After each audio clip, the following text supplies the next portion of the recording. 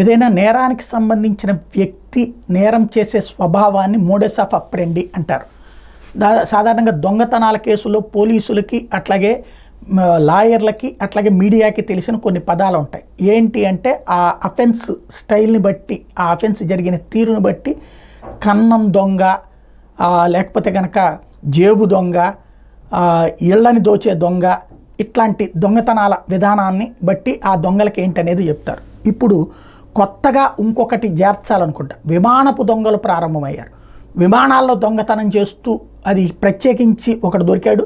వీడి స్పెషాలిటీ ఏంటంటే హైటెక్ దొంగ అనాలేం వీడిని.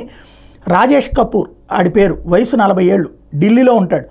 వీడు ఒక వింత దొంగ. విమానాల్లో ప్రయాణిస్తూ బంగారు నగలు చోరీ చేయడం వీడికి ఇష్టం. బంగారం అమ్మేగా వచ్చిన డబ్బుల్ని ఆన్లైన్ ఆఫ్లైన్ బెట్టింగ్లో పెట్టడం మరో హ్యాబీ. తప్పుడు ధృవపత్రాలతో విమానం టికెట్లు కొంటాడు. ఆ టైంలో మనసుకు తోచినటువంటి ఫోన్ నెంబర్ ఇచ్చేస్తాడు. ఇదంతా ఆధారాలు దొరకకుండా చేయడానికి అన్నమాట. విమానం ఎక్కాక వృద్ధులు మహిళల్ని తన టార్గెట్గా ఎంచుకుంటాడు. ఎయిర్ హోస్టెస్లను రిక్వెస్ట్ చేసి తన టార్గెట్ పక్క సీట్లో కూర్చుంటాడు. అదని చూసి వాళ్ళ బ్యాగులు పర్సుల్లో నగలు కాజేస్తాడు. ఏమీ తెలియనట్టుగా ఎయిర్పోర్ట్లో దిగిపోతాడు. 110 రోజుల్లో ఏకంగా 200 విమాన ప్రయాణాలు చేశాడు.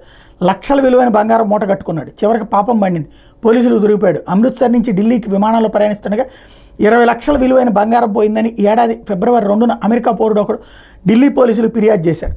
అలాగే హైదరాబాద్ నుంచి ఢిల్లీకి విమానంలో వెళ్తుండగా 7 లక్షల విలువైన నగలు చోరీకి గురయ్యాయని ఒక మహిళ ఏప్రిల్ 11న ఫిర్యాదు చేశారు. రంగంలోకి దిగిన పోలీసులు చోరుడి కోసం వేట మొదలుపెట్టారు. రాజేష్ కపూర్ ఇచ్చిన ఆధారాలు నకిలీవి కావడంతో అతన్ని పట్టుకోవడంతో తొలుత కష్టంగా మారింది. 100 సీసీ కెమెరా దృశ్యాలను బజెల్లెడి బట్టి రాజేష్ని అరెస్ట్ చేశారు. రాజేష్కి ఢిల్లీలో సొంత గెస్ట్ హౌసే ఉందట. మొబైల్ రిపేర్ షాప్ ఉంది. గతంలో రైళ్లలో దొంగతనాలు చేసేవాడట. ఒకసారి జరిగిపోయి కొన్నాళ్ళు నిశ్శబ్దంగా ఉండి తర్వాత విమానాల్లో చోరీకి శ్రీకారం చుట్టాడట.